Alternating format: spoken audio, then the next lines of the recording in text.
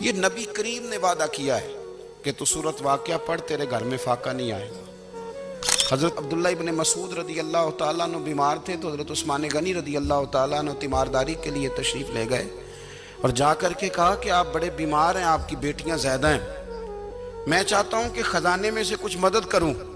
تو سیدنا عبداللہ ابن مسعود رضی اللہ تعالیٰ عنہ اٹھ کے بیٹھ گئے اور کہنے لگے، امیر المومنین، اللہ آپ کو میری طرف سے، میری بیٹیوں کی طرف سے بہتر صلہ دے، میری بیٹیوں کو کسی خزانے کی ضرورت نہیں، میں نے انہیں خزانہ دے دیا ہے۔ کہا جناب آپ نے کون سا خزانہ دیا ہے، میں آپ کے مالی معاملات کو جانتا ہوں۔ تو فرمانے لگے، امیر المومنین، میرے نبی کریم نے فرمایا ہے جو سورت واقعہ پڑھے اسے کبھی فاقہ نہیں آتا، میں نے بیٹیوں کو یاد کرا دی ہے، یہ خزانہ میں نے انہیں دے دیا ہے۔ وہ سارے والدین سنیں جو بیٹیوں کے لیے پریشان رہتے ہیں۔ حضرت عبداللہ ابن مسعود نصیحت کر رہے ہیں، فرمانے لگے میں نے سورت واقعہ یاد بھی کرا دی ہے، پڑھنے کی عادت بھی ڈال دی ہے۔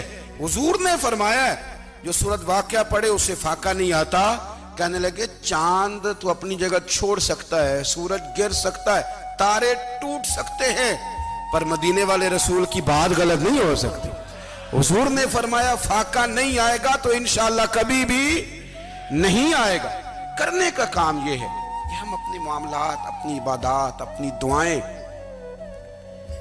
کبھی 10 منٹ عادت ہو جائے نا دعا مانگنے کی علیحدہ سے رات کو۔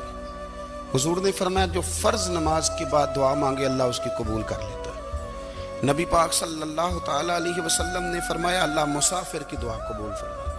حضور نے فرمایا اللہ مظلوم کی دعا قبول فرماتا ہے۔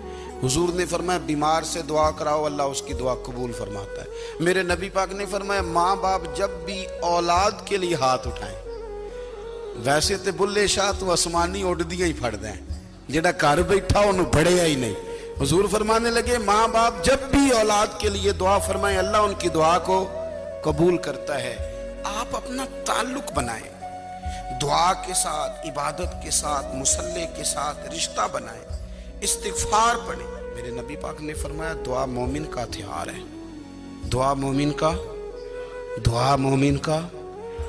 حضور نے فرمایا تقدیر کو سوائے دعا کے کوئی چیز نہیں بدل سکتی۔ دعا مومن کا ہتھیار ہے، یہ کافر کے پاس کوئی نہیں، یہ ہتھیار ہے مومن کا۔ اللہ کرے آپ کو سمجھ آئے، پھر سنیں، کئی بار کہہ چکا ہوں یہ ہتھیار ہے۔ کافر کے مقابلے میں جو تیرے پاس سب سے بڑا ہتھیار ہے وہ دعا ہے۔ دعائیں کرانی چھوڑ دی، کرنی چھوڑ دی، لینی چھوڑ دی۔